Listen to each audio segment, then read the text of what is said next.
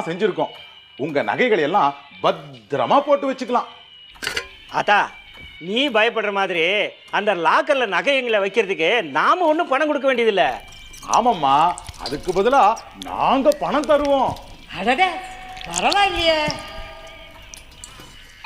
ஆமாங்க, மாசத்துக்கு வட்டி மாதிரி போட்டு வைப்போம்.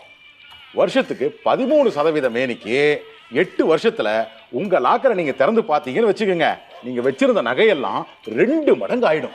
இல்ல ஆனே, இவங்க பேங்க் லாக்கர்லயே நம்ம நகையெல்லாம் கொண்டு வச்சுட்டு வந்துருவோம்டா. ஆமா ஆத்தா, நம்ம நகையெல்லாம் அவங்க லாக்கர்ல பத்திரமா இருக்கும். ஒரு திருட்டு பையன் ஒன்றும் பண்ண முடியாது. அப்படியே ஏதாவது நடந்துட்டாலும் அவங்க பேங்க் பொறுப்பெடுத்துக்கும்.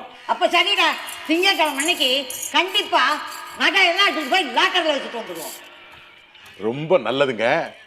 இப்போ ஏதாச்சும் அட்வான்ஸ் கொடுத்தீங்கன்னா உங்க பேர்ல லாக்கர் ஒன்று நான் புக் பண்ணி வச்சிருவேன். அட்வான்ஸ் தானே?